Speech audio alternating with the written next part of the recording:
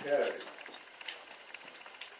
The question I want to ask you is, which end of a cow does the muck come out of? South. Fellow Toastmasters and honored guests.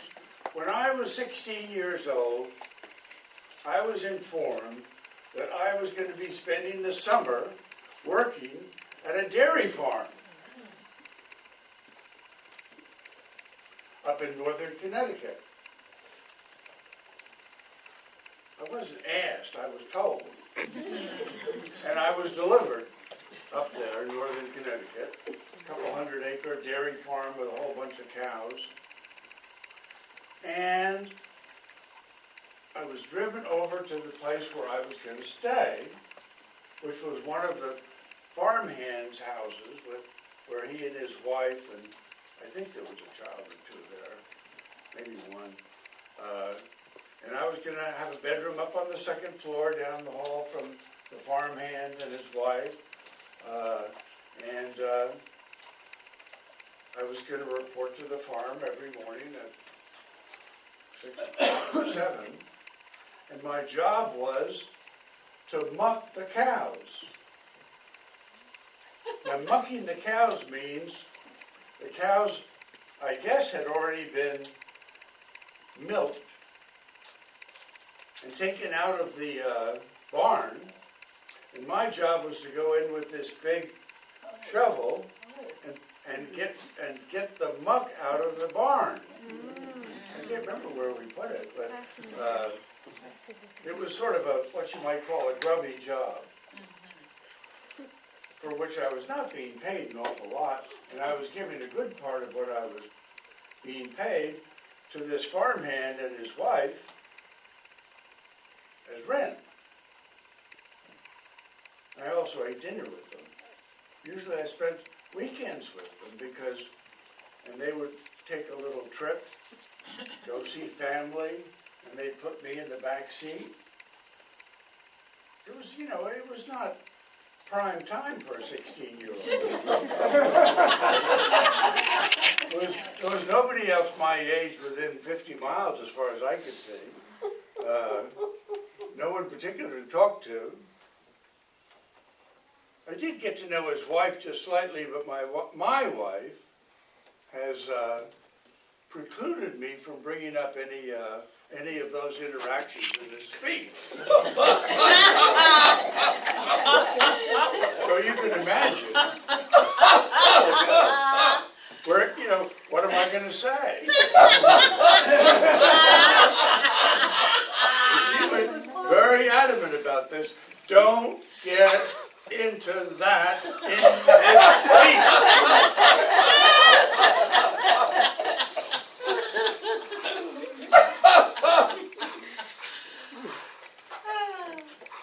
Enough said about that.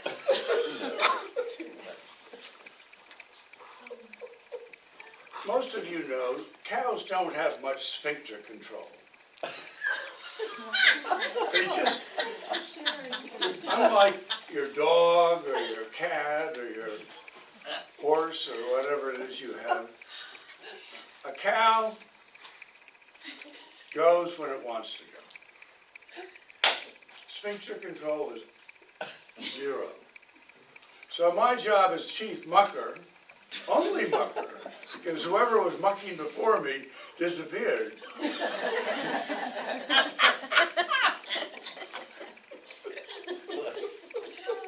Let's get to the crisis part of this speech. This is crisis and consequences or whatever.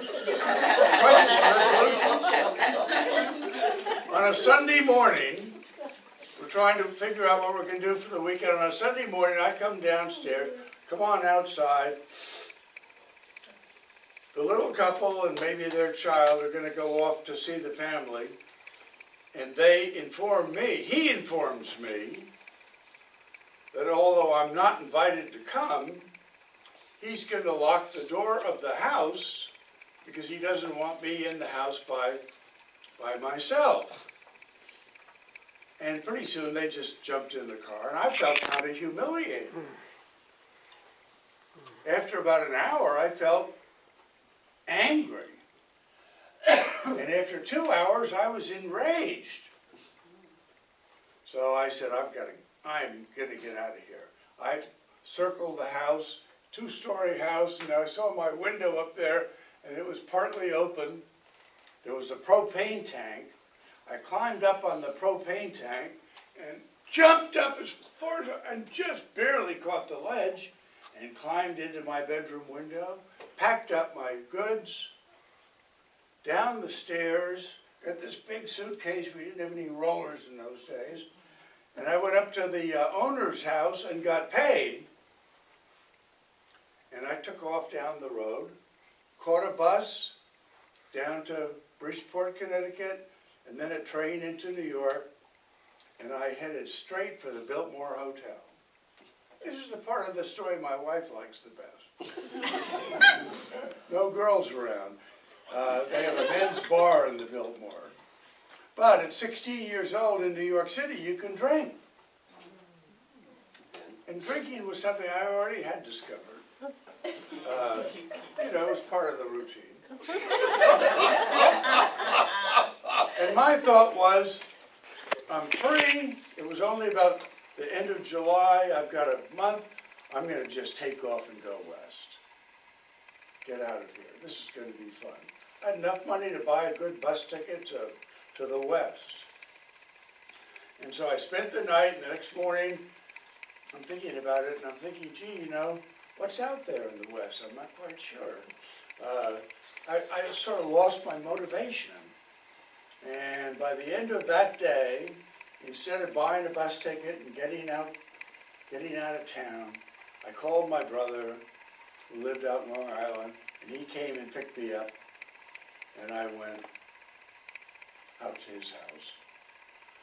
So I didn't get to the west, but 12 years later, I packed up my bags in New York, put everything in the car, and I got west. I moved down to Houston, Texas, spent 30 years down there, and let me just tell you, in Texas, the cows may muck, but cattle, they go out in the field and they're gone. They don't spend the night in the barn. Thank you.